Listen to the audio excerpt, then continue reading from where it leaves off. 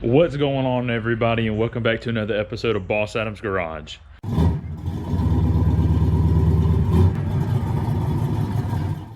Today I'm gonna be redoing the top end on my Honda TRX 250 EX. It needs it really bad. It's once you get up to temp, I mean, it smokes like a freight train. It just just puffs everywhere, and nobody can ride behind me, and it's bad. So I've got all the new stuff. We're going to be replacing the new cylinder. We're going to be cleaning the top of the piston. I'm trying not to replace the piston. I'm hoping when I get in there, the actual piston head doesn't need to be replaced. I just got to replace the rings and we're good to go. But we're going to see once we get in there.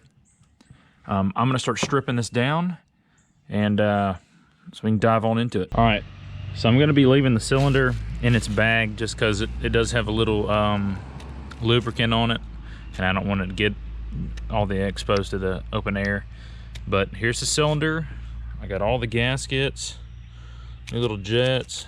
Here's my piston rings. They came from Shindy's Productions. Ordered them from Wide Open ATV Products. They had everything I needed in a cheap packet.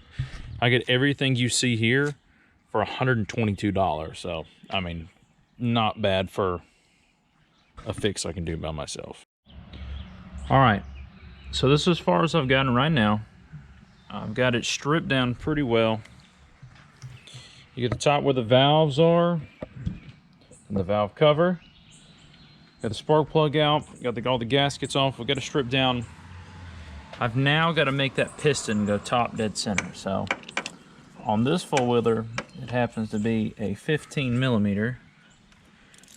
So all I got to do is slowly, you can see it coming up, is crank this little bolt right here. Perfect. So now it's at the top. I've got to get me a little rubber mallet, and I've got to hit each side to loosen this up enough to where I can slide it off. I've got the new cylinder sitting over there, but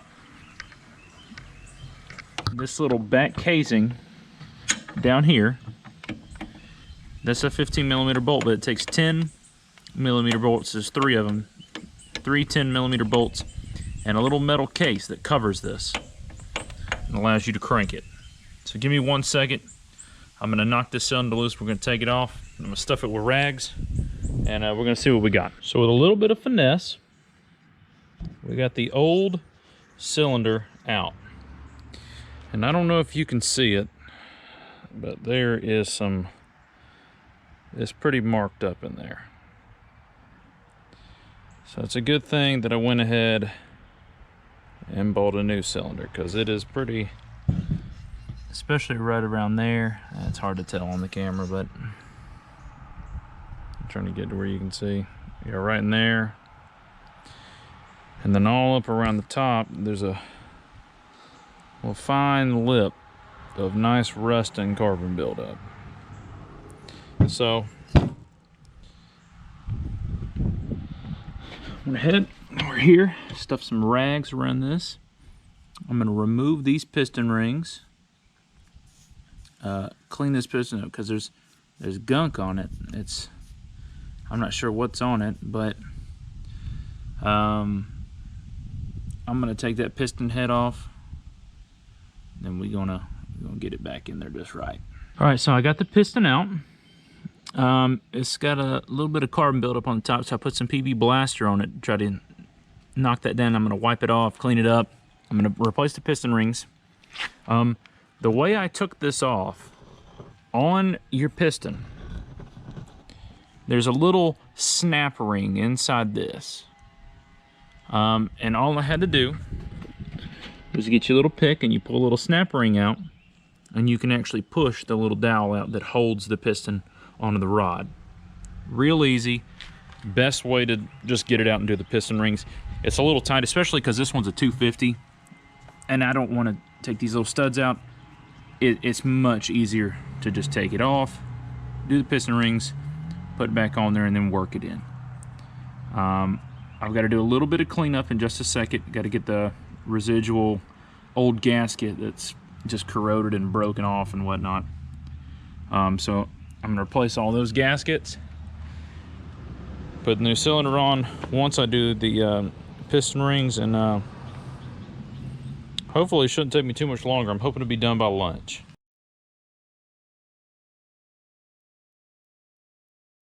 Alright, so with the piston all cleaned up and the new piston rings on it, I went ahead, mounted it back on, put the little snap ring back in the side. I don't know if you can tell.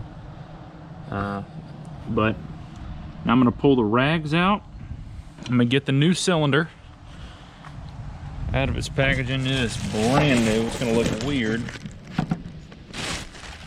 compared to the rest of everything, but I mean, it is brand new, clean.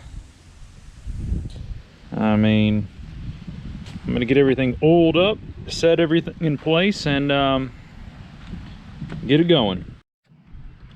All right, so I've already put a new gasket on.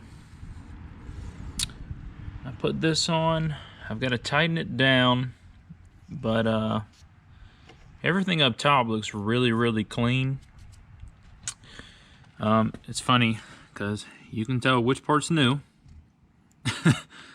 but I think it's gonna run so much better once I get it together.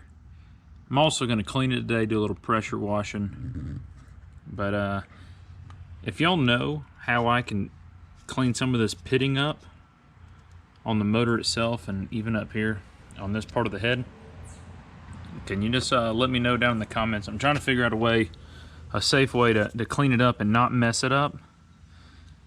And if y'all just want to let me know, I'd appreciate it.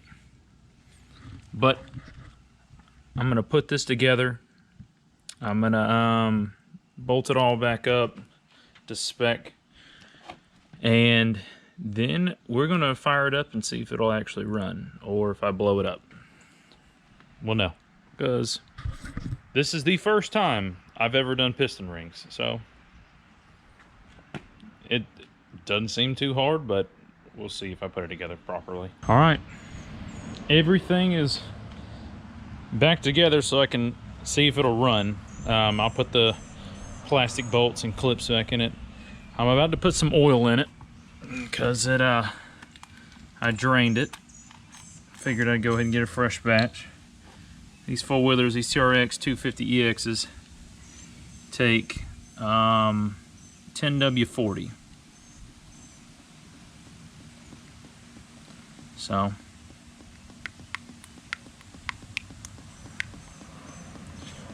once I make sure everything's running right, and it's 2 quarts, by the way, don't go over 2 quarts or else it's too much. But once I get everything running properly, and I make sure it runs, I'm going to be changing the differential fluid in it as well, because I doubt in the time that, in this four-wheeler's life, that the diff fluid's been changed. So I'm gonna change that in just a second too. So give me a second. I'm gonna finish putting oil in this, and we'll see if we can make it fire up. All right, moment of truth. Let's see if it'll run.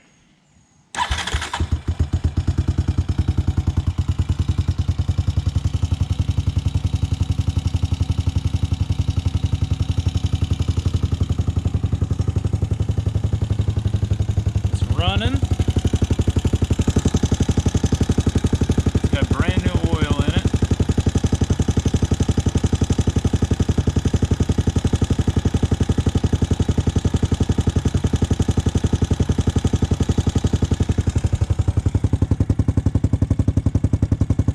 It sounds healthier.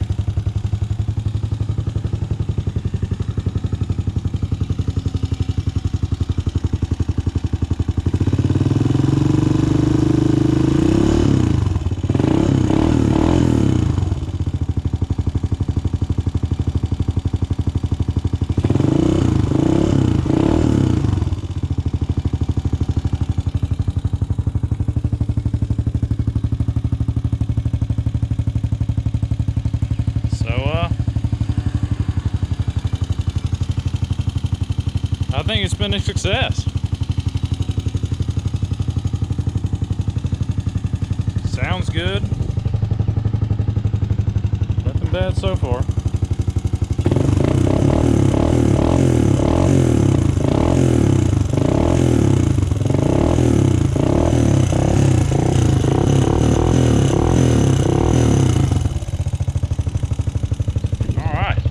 All right. The last thing I'm doing is changing the diff fluid. I've already loosened up the fill hole and the spillover. Now I got to loosen up the drain, which you don't even have to take off the skid plate on these 250s. You just need a 10 millimeter and a little bit of umph.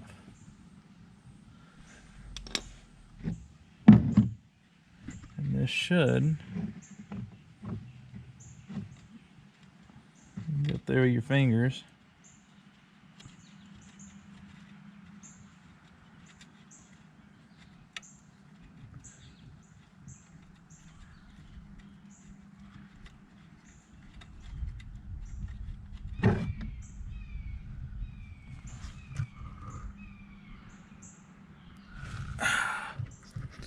Now that's draining. I'm going to take the spill bolt out, and I'm going to open up this top hole, let it free flow. Now, I think I might have a new gasket, so I'm going to come over here and look at replacing this gasket.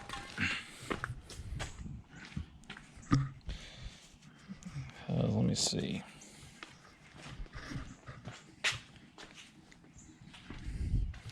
I think this one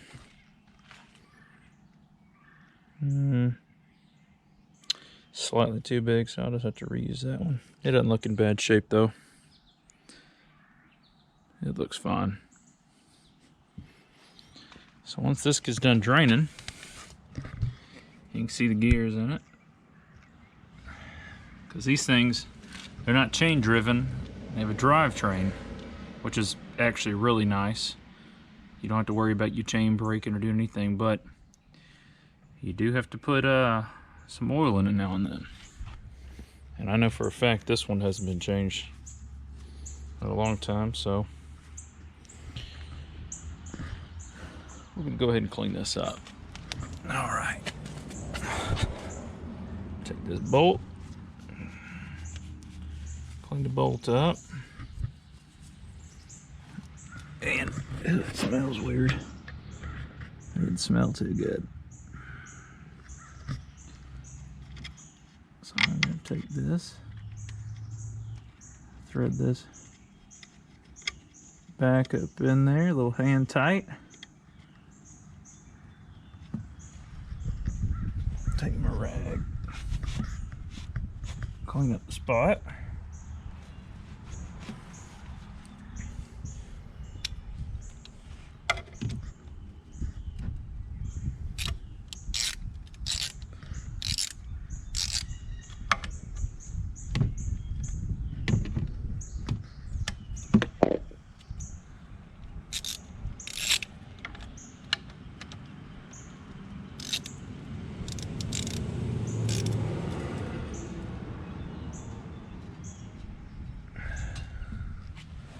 Wrench it up tight. You know the drill. Drill it till it smokes. Back it off quarter turn. All right. So with these differentials, you don't put a lot in them. What we're gonna do is we're gonna put enough in here to where when we start seeing it come out of this little hole, we'll know that that's good. So I went to the store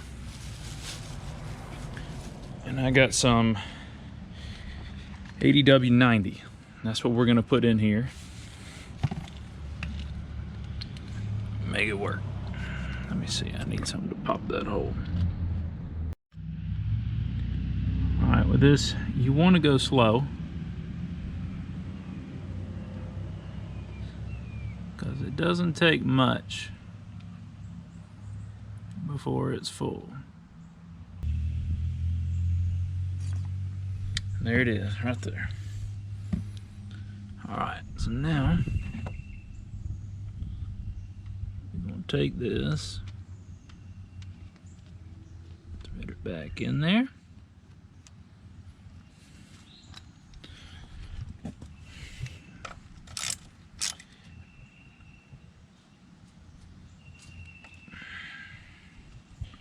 All right.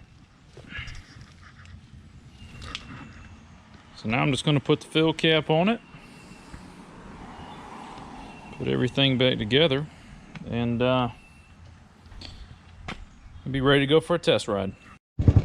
Right now, since it having it on the jack stands, I went ahead and just clicked it into the first gear and let it just drive itself.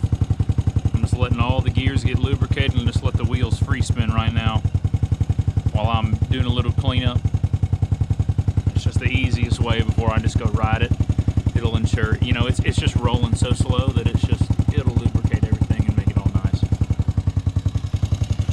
All right, so I got the full wheeler back downstairs. It runs and drives great. I'm super excited to take it trail riding now because it feels like it has a lot more power than it did. It's much more, definitely torquey. I don't know about top speed, still the same, but it's definitely more torquey, and maybe me redoing the top end was a factor, maybe not. I'm not even sure, but super fun. All in all, it took me about 3.5, almost 4 hours to do it. It's hot now. I'm sweating to death, so I'm gonna head inside. Thanks for watching. I appreciate it, guys. Make sure you like, subscribe. We got more videos coming up, so stay tuned. We'll catch you in the next one.